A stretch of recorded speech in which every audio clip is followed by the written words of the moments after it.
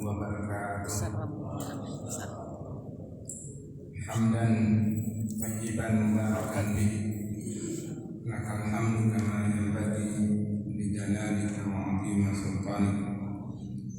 Asyhadu an la ilaha illallah wa asyhadu anna Muhammadan abduhu wa rasuluh, la nabiyya wa la rasula ba'd. Alhamdulillah, tsumma alhamdulillah atas segala karunia kasih sayang Allah Subhanahu wa taala. Pada pagi hari ini kita semuanya diberikan berbagai macam nikmat oleh Allah. Wabil khusus adalah kemudahan, kita diberikan kemudahan bisa melangkahkan kedua kaki kita, mengayunkan kedua tangan kita ini menuju tempat yang dimuliakan oleh Allah dalam rangka kita beribadah, bermunajat kepada Allah Subhanahu wa taala. Mudah-mudahan amalan yang barusan kita laksanakan mudah-mudahan diterima di sisi Allah Subhanahu wa taala. Amin ya rabbal alamin. Selawat teriring salam kita haturkan kepada baginda Nabi kita Muhammad sallallahu alaihi wasallam. Allahumma shalli ala Muhammad, Allahumma shalli ala Muhammad, atas bimbingan qudwah hasanah Nabi kita Muhammad sallallahu alaihi wasallam yang telah berjuang menyampaikan risalah Islam. Mudah-mudahan kita sebagai umatnya ini terus kita semangat, terus kita istiqomah menyebarkan risalah Islam. Wabil khusus untuk diri kita pribadi, keluarga, dan syukur-syukur bisa kita sampaikan kepada umat, kepada masyarakat. Dan mudah-mudahan kita terus diberikan keistiqomahan meniti di jalan Allah sampai akhir hayat kita. Para jamaah yang dimuliakan oleh Allah Subhanahu wa taala, untuk mendatangkan keberkahan majelis kita pada pagi hari ini, mari kita buka dengan mengucapkan basmalah. Bismillahirrahmanirrahim. Sebelum kita memulai materi kita, izinkan kami membacakan hadis yang ke-7 pada pagi hari ini, yaitu berkenaan dengan kita disunahkan, dianjurkan kita berlindung dari neraka dan juga kita memohon surga. Maka hadisnya adalah hadis sahih, terdapat dalam silsilah as-sahihah. Bahkan Syekh Albani memberikan keterangan sedikit berkenaan dengan hadis ini, bahwa hadis ini bukan hanya ketika kita selesai melaksanakan sholat, tapi hadis ini secara umum boleh kita meminta perlindungan baik di luar sholat maupun juga di dalam sholat. Maka mastajara abdun minan nar, maka tidaklah seorang hamba ini meminta perlindungan kepada Allah Subhanahu wa taala dari api neraka sab'a marratin fi yaumin, maka meminta kepada Allah setiap hari itu 7 kali. Dia meminta perlindungan supaya dia dijauhkan dari api neraka. Dalam sehari dia memohon 7 kali. Illa qalat anna, maka neraka itu akan memohon, berkata kepada Allah Subhanahu wa taala, ya Rabbi, wahai Tuhan, inna abdaka fulan, maka sesungguhnya hambamu si fulan ini qad istajaraka minni fa'ajirhu, dia sudah meminta perlindungan dariku, maka jauhkanlah dia dari api neraka. Para jamaah yang dimuliakan oleh Allah Subhanahu wa taala, kalau kita tarik selalu kita sampaikan, kalau kita terus minta, ya neraka pun juga akan bosan meminta perlindungan dari api neraka. Maka api neraka itu akan berkata kepada Allah Subhanahu wa taala bahwa si fulan bin fulan ini telah bermunajat memohon supaya dijauhkan dari api neraka, maka jauhkanlah dia dari api neraka. Kemudian wala yas'alullah abdun al-jannata, maka tidaklah seorang yang selalu meminta kepada Allah Subhanahu wa taala, seorang hamba meminta surga fi yaumin sab'a marrat, sama setiap hari dia memohon kepada Allah meminta surga sebanyak 7 kali setiap hari, maka sama juga surga juga akan berkata illa qalat al-jannatu, kecuali surga itu akan berkata ya Rabbi, wahai Tuhan, inna abdaka fulanan, maka sesungguhnya hambamu si fulan bin fulan sa'alani, meminta kepadaku, fa'adkhilhul jannah, maka jauhkanlah dia, masukkanlah dia ke surganya.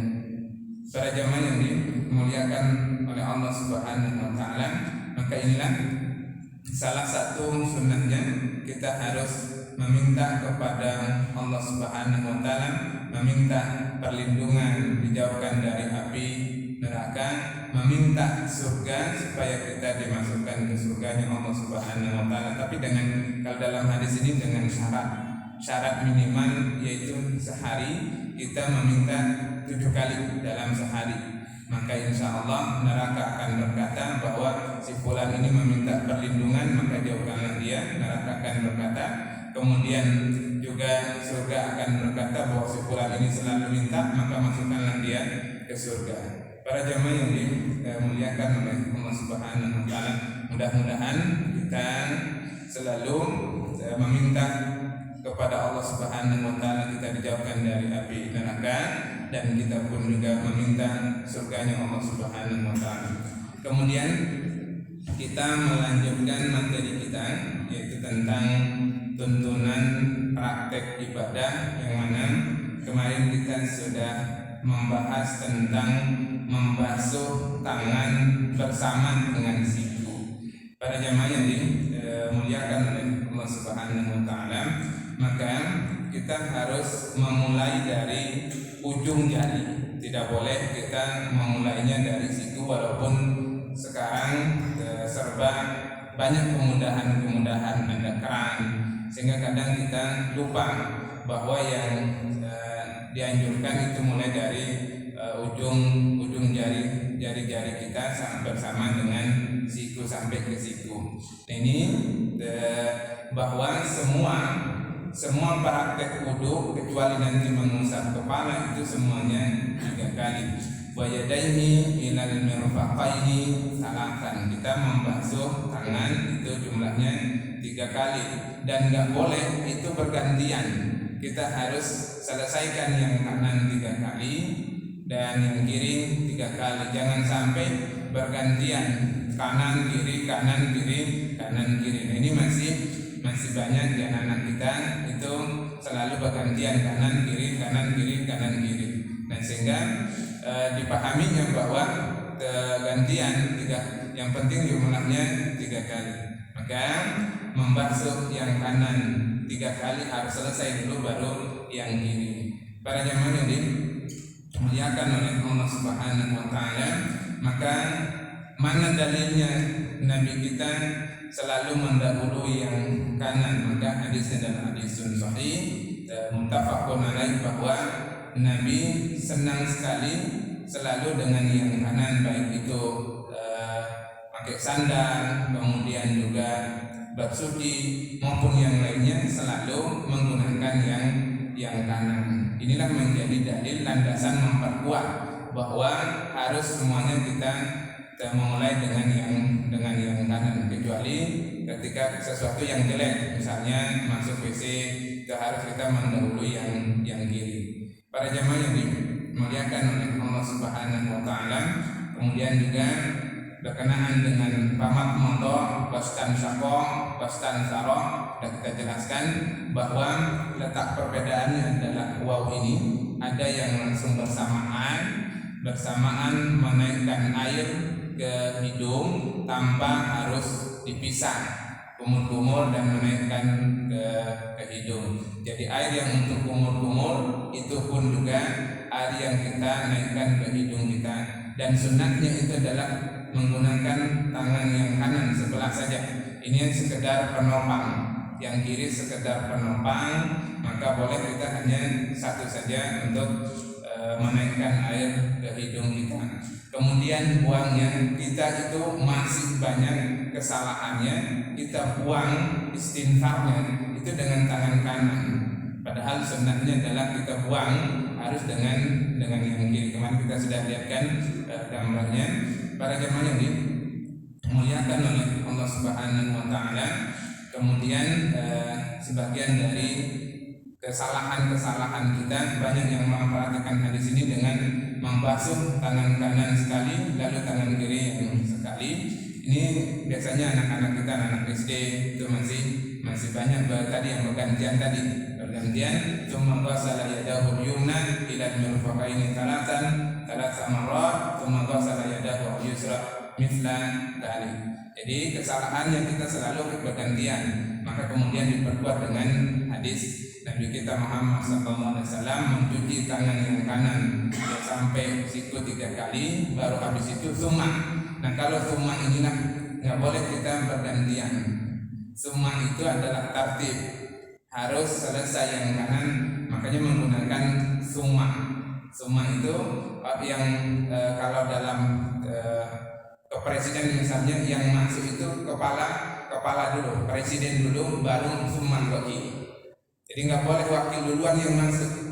Ini harus masuk dulu presiden, baru habis itu wakilnya dia harus tertib. Setelah presiden siapa yang harus masuk, sehingga menggunakan kalimat summa tertib. Para jamaah yang dimuliakan oleh Allah Subhanahu wa taala, dan kemudian disinilah kita letak bedanya. Letak perbedaan kita berwudu itu mengusap kepala. Sudah kita singgung bahwa di sini ada banyak perbedaan-perbedaan berkenaan dengan mengusap kepala. Tapi kalau kita lihat jumhur ulama dan juga Muhammadiyah itu mengambil yang keseluruhan. Yang hadisnya adalah riwayat Bukhari dan Muslim. Walaupun ada perbedaan, misalnya Imam Abu Hanifah itu sampai ubun-ubun saja, karena kiasnya kepada imamah tadi, bahwa Nabi pernah mengusap kepalanya sampai ubun-ubun. Kemudian Nabi pernah mengusap kepalanya hanya 5 helai rambut saja. Nah, ini kemudian yang paling sahih adalah hadis yang sempurna yang mengusap keseluruhan. Nah, ini terdapat di riwayat Bukhari dan Muslim, dan prakteknya seperti yang digambar, kita harus menekan. Ini nggak boleh dikepalkan, dia harus terbuka dan menekan. Nggak boleh hanya sekedar nempel saja ke rambut, dia harus ditekan. Rambut kita harus ditekan. Maka bada'a bimuqaddami ra'sihi. Maka mulai dari dahi kita ini kita mulai, dan ini harus terbuka. Kedua telapak tangan nggak boleh hanya satu, karena harus dalam hadis bahwa dalam hadis yang lain riwayat Nasai itu adalah yadaihi, kedua tangannya. Nggak boleh hanya satu, karena biar nggak rusak sisirannya akhirnya satu saja gitu ya. Maka bimuqaddami ra'si wa yadaihi, yang dimaksud adalah wa yadaihi, kedua telapak tangan, mulainya dari depan kita praktekkan. Nah, ini kita harus mulai dari sini, kemudian kita tekan rambut kita, baru sampai kofa yang benjolan ini. Kemudian habis itu kita kembalikan lagi, yaitu summa raddahuma hatta raja'a ilal makan alladhi bada'a minhu. Maka kita kembalikan lagi di mana kita tadi memulai. Nah, baru telunjuknya ini harus ada di lubang telinga kita, ibunya itu yang mengusap luar, sehingga cukup hanya sekali saja kita mengusap kepala, karena telinga itu al-udhunan raksun, karena telinga ini itu kepala, jadi nggak boleh dipisah. Telinga kita ini dalam hadis riwayat Abu Daud bahwa telinga itu bagian dari kepala, sehingga dia tidak perlu dipisah. Misalnya air untuk telinga kanan, kemudian telinga kiri.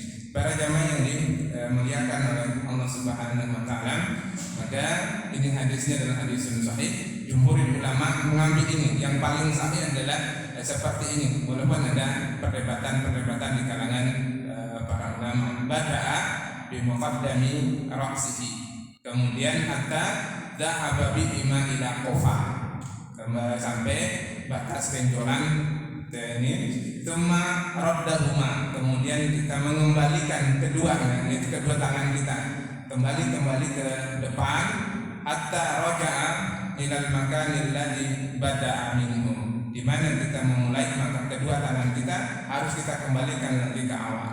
Para jamaah yang dimuliakan oleh Allah Subhanahu wa taala, maka ini khusus untuk telinga seperti ini, seperti itu. Masaha bi ra'sihi wa udunaihi dhahiraha wa batiniha. Jadi yang telunjuknya itu berada di lubangnya, kemudian ibunya itu berada di luar untuk mengusap. Nah, ini masalah bi ra'sihi wa udunaihi, mengusap. Para jamaah, kepala diusap. Jangan ngambil pendapatnya Ibnu Hazm Al-Dhahiri membasuh, karena penyebabnya apa? Penyebabnya waw, bahwa waw itulah ikut kepada yang sebelumnya, sehingga kepala dibasuh bukan diusap. Jadi kalau misalnya ada di antara kita membasuh kepalanya, pendapatnya Ibnu Hazm Al-Dhahiri ikut kepada kalimat sebelumnya. Ini sehingga kalau ada yang membasuh, biasanya anak-anak kita, anak SD 4 ke bawah itu kadang masih membasuh kepala kalau berwudu. Nah ini nggak tahu apakah baca pendapatnya Ibnu Hazm Al-Dhahiri, tapi kadang alasannya cuma kepanasan aja. Mudah-mudahan nggak bacanya Ibnu Hazm Al-Dhahiri. Masalah bi ra'sihi wa udunaihi dhahiraha wa batiniha. Para jamaah yang dimuliakan oleh Allah Subhanahu wa taala, ini cara kita mengusap kepala. Kemudian catatan bagi kita, jika kita misalnya insyaallah nggak ada jenggot yang terlalu tebal di kita, sunnahnya adalah kita harus menyela-nyela jenggot. Kita pastikan bahwa air itu sampai ke dagu, sehingga harus disela-sela, dan insyaallah kita jenggotnya tipis-tipis saja, nggak seperti orang Arab tebal. Maka ini karena kondisinya orang Arab jenggotnya tebal-tebal, sehingga harus menyela-nyela jenggot. Maka menyela-nyela itu hukumnya wajib, karena harus dipastikan air itu sampai ke anggota wudu. Para jamaah yang dimuliakan oleh Allah Subhanahu wa taala, seperti hadis yang diriwayatkan oleh Abu Dawud, kemudian diriwayatkan oleh Imam Al-Baihaqi, maka Nabi mengambil air untuk menyela-nyela jenggotnya supaya dipastikan air itu sampai ke dagu. Para jamaah yang dimuliakan oleh Allah Subhanahu wa taala, maka yang diperselisihkan, membasuh kepala hanya dengan memastikan air ke kepala. Ini masih kita lihat masyarakat hanya sekedar hanya dipastikan saja ke kepala, kemudian mengusap kepala 3 kali, kemudian mengambil air baru untuk kepala, untuk telinga kanan dan juga telinga kiri. Ini yang menjadi perdebatan, tapi dijawab dengan hadis tadi, bahwa yang paling kuat untuk mengusap kepala itu yang diriwayatkan oleh Al-Imam Al-Bukhari dan juga Imam Muslim.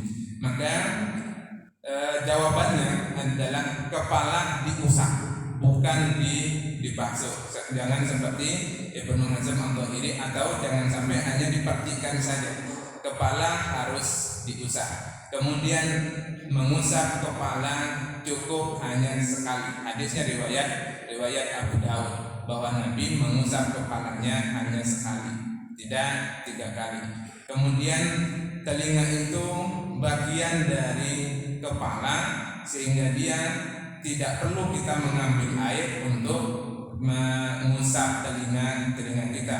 Kenapa? Karena dia bagian dari kepala. Nah, hadisnya diriwayatkan oleh Abu Daud dan Imam Tirmidzi, kemudian Ibnu Majah dan yang lainnya, bahwa hadis ini statusnya adalah status hadis hasan, bahwa al-udhunani minar ra'si, bahwa kedua telinga kita bagian dari kepala. Para jamaah yang dimuliakan oleh Allah Subhanahu wa taala.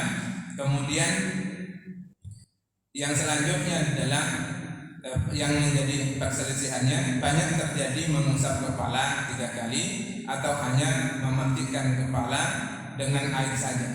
Ini kemudian dijawabnya adalah yang benar mengusap kepala cukup hanya sekali. Kepala diusap keseluruhan, dan diusap keseluruhan sebagaimana dalam hadis Nabi kita Muhammad SAW yang diriwayatkan oleh Ibnu Huzaimah, bahwa wa masaha ra'sahu kullah, bahwa Nabi mengusap kepalanya keseluruhan, bukan sebagian. Ini sebagai jawaban bagi yang mengusap misalnya hanya separuh atau hanya depannya saja.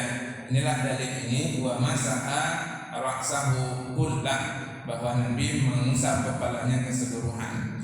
Sehingga apa ininya berkenaan dengan waw, apakah di situ atau baknya, itu akan menjadi apakah biruusikumnya itulah yang menjadi perdebatan. Sehingga nanti ketika kita membuka tentang asbabul ikhtilafatil fuqaha, jadi tentang buku para ulama membahas apa sih sebab perbedaan para ulama, yang salah satunya adalah berkenaan dengan huruf. Sehingga huruf itulah yang menjadi penyebab para ulama berbeda. Wabil khusus berkenaan dengan praktek wudu, itu yang menjadi sebab masalahnya hanya 2, waw sama ba. Inilah menjadi perdebatan waw dan ba. Apakah waw ini ikut atau dia sebagai pemisah? Sehingga itulah menjadi perbedaan dalam praktek wudu. Kemudian bak yang di situ biruusikum, maka yang memahami Imam Syafi'i itu adalah sebagian, bahwa sebagian dari kepalamu dengan kalimat bak. Kemudian baknya itu menurut Imam Malik adalah keseluruhan dengan berlandaskan dalil ini, dalil wa masaha ra'sahu kullah, mengusap kepalanya keseluruhan. Para jamaah yang dimuliakan oleh Allah Subhanahu wa taala, dan ini menjadi landasan yang mengusap kepala 3 kali. Itu adalah dari Abdullah bin Zaid, ra'an Nabi sallallahu alaihi wasallam ya'khudhu li udhunayhi ma'an ghairal ma'al ladzi akhadha li ra'sihi. Maka Abdullah bin Zaid ini melihat Nabi, bahwa Nabi mengambil air untuk telinganya, bukan air yang untuk kepala. Ini menjadi landasannya. Dan juga dalam hadis yang lain, bahwa Nabi mengusap kepala itu 3 kali, 1 untuk kepala, 2 untuk telinga kanan, yang ketiga adalah untuk telinga kiri. Nah, ketika kita merujuk berkenaan dengan status hadis, bahwa status hadisnya diperdebatkan oleh para ulama tentang kesahihan hadisnya. Ada yang bilang bahwa ini adalah hadisun syadz, tidak kuat, masuk kepada hadis yang lemah, dengan bahwa Nabi mengambil air untuk telinganya. Para jamaah yang dimuliakan oleh Allah Subhanahu wa taala, ketika kita tarik ke mazhab, maka Imam Malik itu keseluruhan, maka seperti dalam landasan tadi, bahwa bada'a bi muqaddami ra'si, maka Imam Malik. Nah, kalau misalnya kita tarik lagi ke ormas, apakah Muhammadiyah ngambil Imam Malik? Secara mazhab ngambil Imam Malik, karena sejajar pendapatnya Imam Malik itu sama dengan apa yang diambil oleh Muhammadiyah. Kemudian kita tarik ke NU, misalnya tarik ke NU adalah sebagian saja, maka dia ngambil mazhabnya Al-Imam Syafi'i. Kalau kita mau tarik ke ormas, para jamaah yang dimuliakan oleh Allah Subhanahu wa taala, walaupun sebagian ormas itu tidak terikat oleh mazhab, tetapi mengakui adanya mazhab. Dan kita nggak boleh menafikan mazhab. Orang mazhab inilah yang mengkaji, menyusun disiplin ilmu ya para mazhab, yang menyusun tentang kitab fikih, kemudian tentang usul fikih muncul Imam Syafi'i Ar-Risalah, baru habis itu Imam Abu Hanifah menyusun tentang usul fikih. Sehingga Al-Quran, kalau kita tarik lagi ke Al-Quran, bahwa di dalam Al-Quran itu ada namanya dalalah dhani, dalalah yang dhaniyah, ada dalalah qat'i tapi dhani. Memang kita sepakat bahwa Al-Quran itu dalalahnya qat'i, sepakat semua, tapi dalalahnya dhani. Apa yang dimaksud? Dalil itu memiliki dua makna, sehingga masuk kepada dhani, muncullah hukum fikih. Salah satu contohnya, kita mau ambil aula mastumun nisa. Nah, ini adalah dalil qat'i tapi dalalahnya dhani. Maksud dari ayat ini dhani, sehingga muncul perbedaan. Muncullah fikih di sini. Yang satu membatalkan, satu tidak. Karena perbedaan cara baca dalilnya qat'i tapi dalalahnya dhani. Para jamaah yang dimuliakan oleh Allah Subhanahu wa taala, jika kita merujuk ke Al-Quran, jangan langsung Al-Quran seperti ini mengatakan, tapi kita lihat memang Al-Quran qat'i. Kemudian maknanya apa? Apakah maknanya dhani atau qat'i tsubut? Maknanya yang kalau qat'i tsubut hanya satu makna saja. Misalnya kayak kita tarik ke waris, bahwa bagian seorang laki-laki ketika punya anak seperempat, sudah nggak perlu lagi ditafsir bahwa bagian suami jika punya anak bagiannya adalah seperempat. Tapi kalau misalnya seorang perempuan ketika misalnya dicerai oleh suaminya, salah satu kuruk tiga kuruk. Nah, 3 kuruk ini menjadi dalalah dhani. Qat'i dalalahnya maknanya dhani. Salah satu kuruk, apa yang dimaksud dengan salah satu kuruk? Maka ada 2 makna. Terserah perempuan mengambil yang mana, karena dalalahnya dhani. Satu adalah bahwa perempuan haid. Yang dimaksud dengan salah satu kuruk, perempuan 3 kali haid. Iddahnya ketika seorang perempuan dicerai oleh suaminya yang masih hidup, maka perempuan harus beriddah 3 kali haid. Nah, ini karena salah satu kuruk. Yang kedua yaitu adalah perempuan harus beriddah 3 kali suci. Terserah mana yang lebih mudah bagi perempuan, mau 3 kali haid, mau 3 kali suci. Imam Syafi'i 3 kali haid, Imam Abu Hanifah 3 kali suci. Mana yang lebih lama? Apakah 3 kali haid atau 3 kali suci? Inilah namanya dalalah dhani.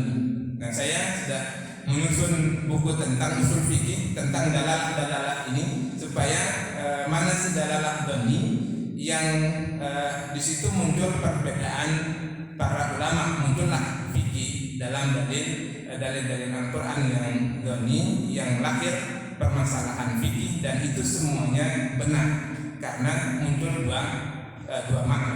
Para jamaah yang dimuliakan oleh Allah Subhanahu wa taala, kemudian yang terakhir berkenaan dengan prakteknya itu adalah membasuh, baru nanti kita akan ke pembatal secara singkat, pembatal wudu yang menjadi perdebatan nanti tentang menyentuh perempuan. Gimana kalau laki-laki menyentuh istri, apakah batal atau tidak? Sebabnya apa? Apakah dia mahram karena sebab atau mahram karena nasab seorang suami?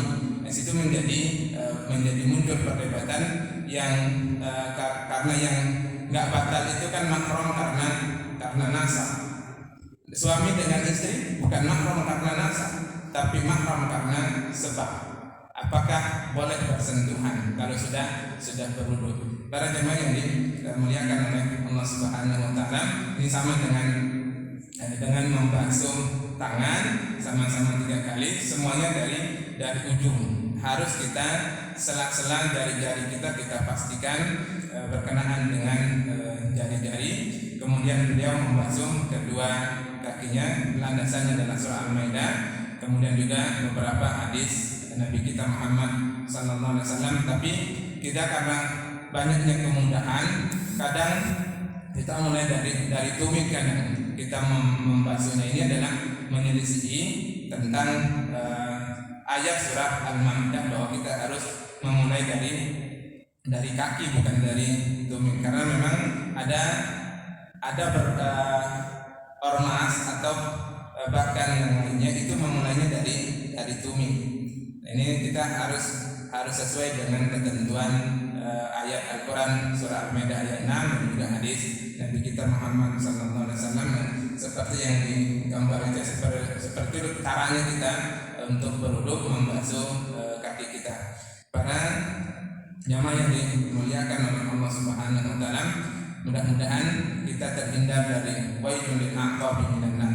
Terhindar kita dari orang yang tidak pernah terbasuh tumit-tumitnya gara-gara tidak pernah perhatian, tidak menyela-nyela, maka nanti dia akan celaka karena tumit-tumitnya belum terbasuh oleh air wudu. Para jamaah yang dimuliakan oleh Allah Subhanahu wa taala, menyela-nyela itu jari-jari kita wajib, karena kita pastikan air itu sampai ke anggota wudu yang terkecil, yang sulit, itulah yang harus kita pastikan sampai air itu ke anggota wudu yang sulit dijangkau. Para jamaah yang dimuliakan oleh Allah Subhanahu wa taala, ini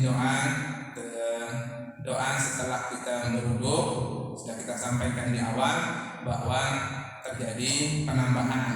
Kalau mau ditambah itu riwayat An-Nasa'i, riwayat Abu Dawud, riwayat Tirmidzi. Allahumma ja'alni minat tawabin wa ja'alni minal mutatahhirin. Itu tambahan yang ditempel-tempel di tempat wudu, itu tambahan.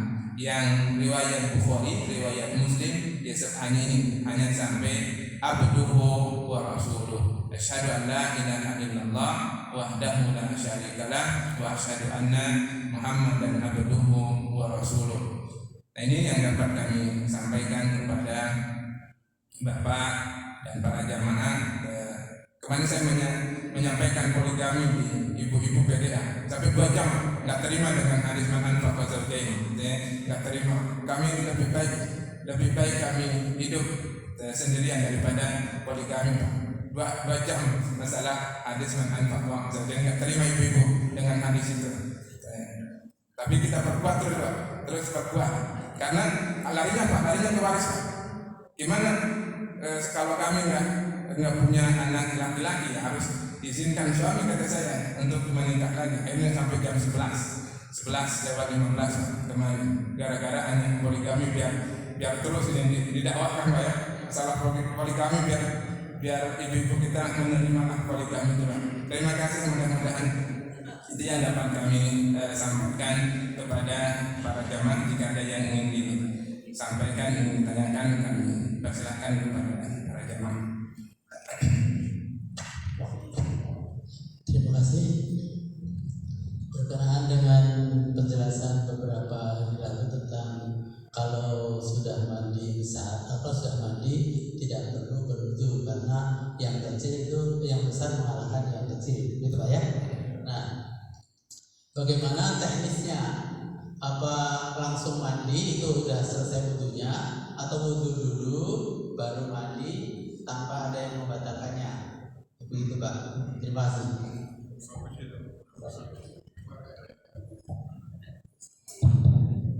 Assalamualaikum warahmatullahi wabarakatuh. Lagi Ustaz berkaitan dengan wudu. Mohon dikoreksi Ustaz, kalau tidak salah dari di hadis Bukhari dan Muslim nomor 198 dan 325, bahwa di situ Nabi Muhammad SAW berwudu dengan 1 mud air, kemudian mandi dengan 1 sok. Kemudian kaitannya dengan wudu Ustaz. Banyak kan kita sering melihat saudara-saudara kita berwudu, apalagi sekarang dengan keran. Dan kaitannya berwudu dengan keran ini Ustaz, dengan hadis tadi bahwa hidup berwudu dengan menggunakan air yang hemat gitu Ustaz. Jadi mohon metode ini seperti apa agar pada saat kita berwudu dengan menggunakan keran, kadang keran itu sering kencang Ustaz ya. Kemudian cegahnya pada saat kita berwudu membasuh banyak air yang terbuang cuma-cuma, kemudian anggota lain yang kita wudu terbuang lagi seperti itu. Alhamdulillah kita menggunakan ada metode begitu kita membasuh kita matikan kembali Ustaz. Kemungkinan ada dari Ustaz metode yang lain sehingga dapat kita terapkan. Terima kasih. Terima kasih Pak. Memang hadisnya sahih tentang Nabi ya dengan satu mun ya, kalau kita mungkin segayung atau kurang lebih dari satu gayung itu di masa, kalau kita tarik di masa dahulu bahwa memang satu sebabnya karena memang satu air agak sulit sehingga menggunakan air itu juga sedikit.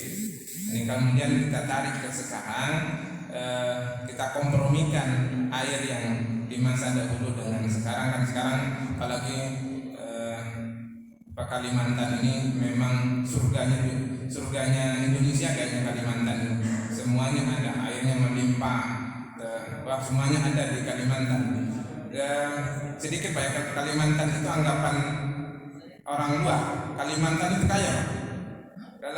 Jadi kalau teman-teman saya kalau Kalimantan, itu orang kaya itu. Jadi mereka nggak cari beasiswa.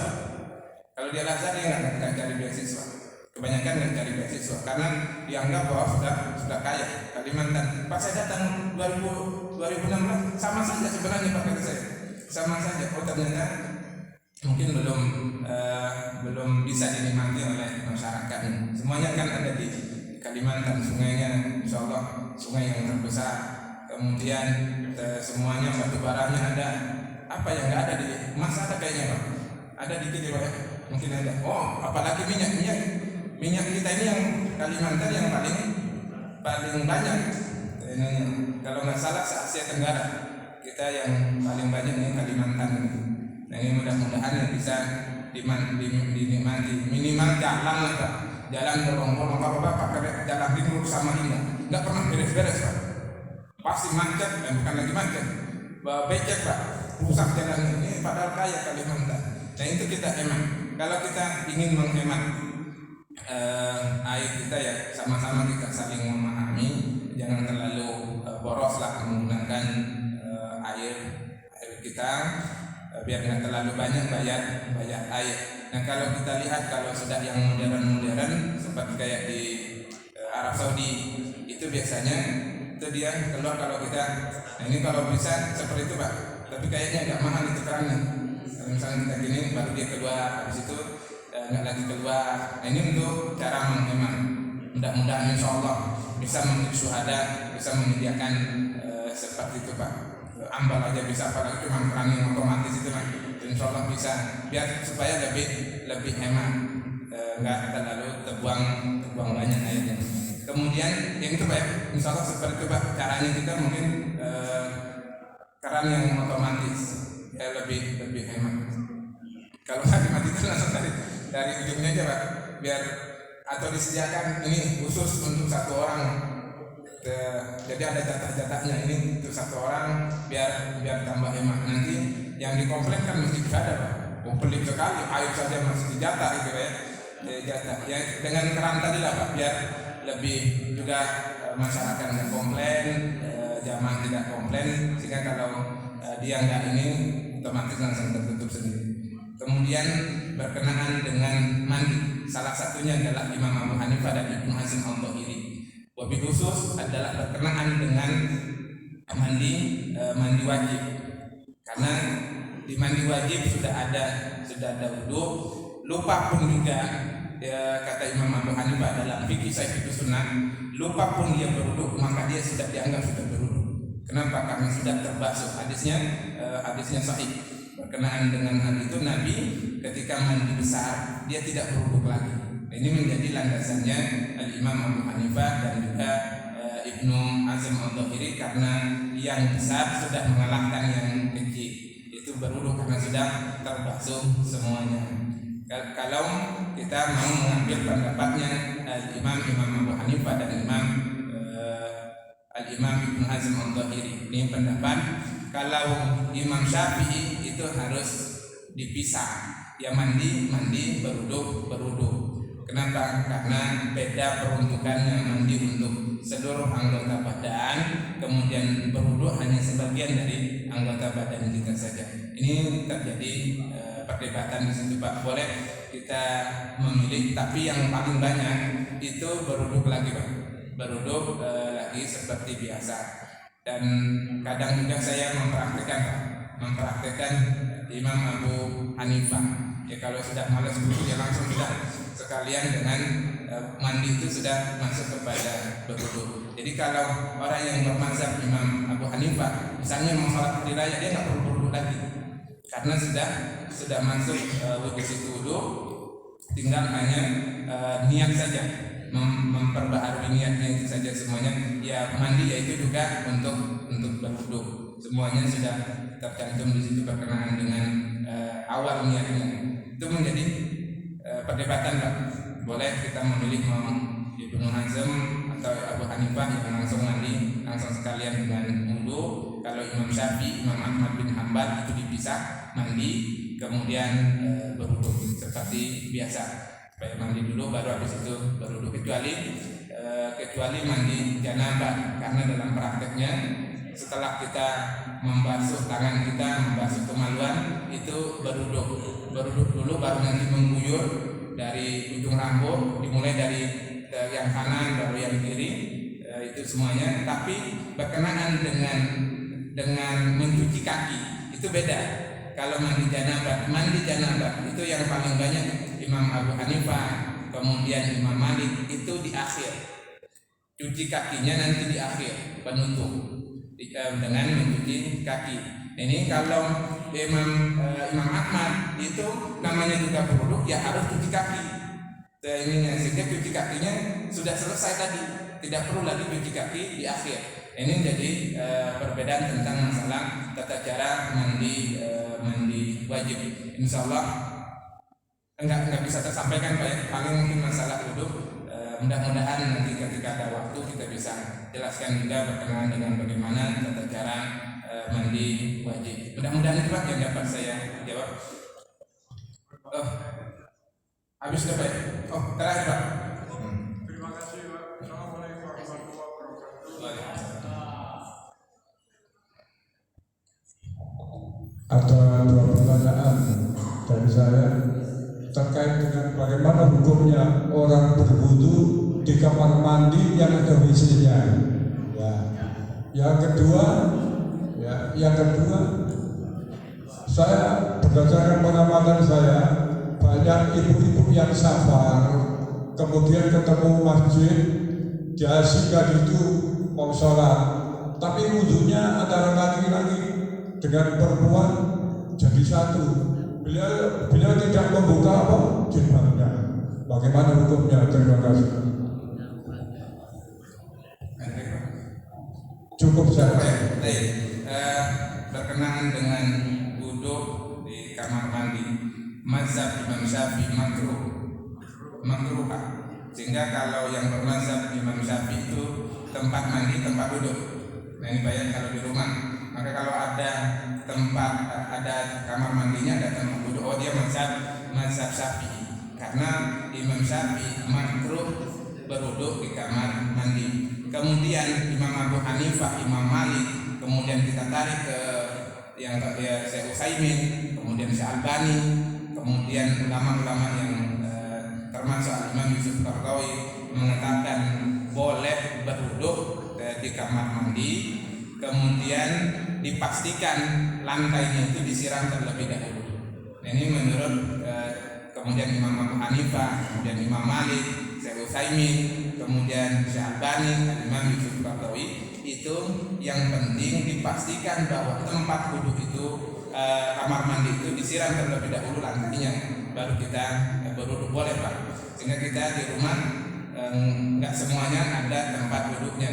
sehingga ya kamar mandi itulah juga tempat duduk. Kemudian kembali kepada kita, kalau kita yakin bahwa sudah bersih lantainya, boleh berduduk di kamar mandi.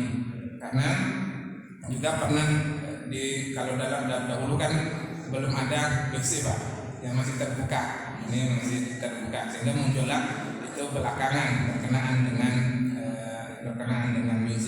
Maka yang paling diambil oleh para ulama yaitu diperbolehkan untuk berduduk di kamar mandi, tapi dengan ikhtiyatan, dengan hati-hati, dipastikan semuanya bersih. Termasuk juga kita Muhammadiyah memperbolehkan dengan hati-hati supaya dipastikan supaya tempatnya itu sudah disiram bersih dan nggak ada kotoran. Dikhawatirkan keinjak yang najis tadi Pak, ini supaya tidak batal wudunya. Boleh Pak, berkenaan dengan, kecuali Imam Syafi'i makruh, yang bermazhab Imam Syafi'i yang nggak boleh dia berwudu di kamar mandi. Kalau misalnya ke rumah nggak ada di situ tempat wudu, maka dia akan cari tempat yang lain yang khusus untuk berwudu, karena dia bermazhab Imam Syafi'i. Makruh kalau Imam Syafi'i, kalau yang lain boleh saja Pak. Kemudian bagaimana perempuan di situ tercampur, misalnya tidak ada khusus untuk perempuan, maka ada dua, hadisnya Aisyah sama hadis Maimunah. Nah ini hadis Aisyah, hadis Maimunah. Kalau Aisyah itu sama seperti laki-laki. Bagaimana caranya dia perempuan dapat baina rijal wan nisa, tentang tata cara mengusap kepala, semuanya hadis Aisyah, hadisnya sahih. Kemudian hadis Maimunah itu dalam kondisi tertentu, misalnya tadi nggak ada tempat khusus untuk perempuan, maka menggunakan hadis Maimunah. Maka Maimunah cukup hanya masukkan saja dia di depan jilbabnya, kemudian ke belakang itu, maka hadis Maimunah. Dan juga jilbabnya sulit, misalnya mau nikahan, kemudian acara yang sulit, ketika dibuka lama lagi dia mendesainnya lagi lama, sehingga harus menggunakan hadis Maimunah. Cukup hanya di depannya, kemudian ke belakang. Bagi kondisi-kondisi yang sulit menggunakan hadis Maimunah. Kalau kondisinya itu aman saja, ada tempat bagi perempuan dan tidak ada kesulitan, menggunakan hadis Aisyah radhiyallahu anha, harus dibuka seperti laki-laki. Kecuali tadi, dan Aisyah ini kedua adalah seperti imamah, maka dia harus dari depan, kemudian di atas jilbabnya itu hadis Aisyah radhiyallahu anha. Itu berkenaan dengan tata cara perempuan. Pak, dua hadis Aisyah sama hadis Maimunah terdapat dalam nanti kalau mau dirujuk dalam Sahih Fiqh Sunnah bab tentang tata cara wudu Pak. Mungkin itu yang dapat kami sampaikan. Mohon maaf jika ada kekurangan. Mari kita tutup pertemuan kita dengan mengucapkan hamdalah. Alhamdulillahirabbil alamin. Subhanakallahumma wa bihamdika asyhadu an la ilaha illa anta astaghfiruka wa atubu ilaik. Assalamualaikum warahmatullahi wabarakatuh.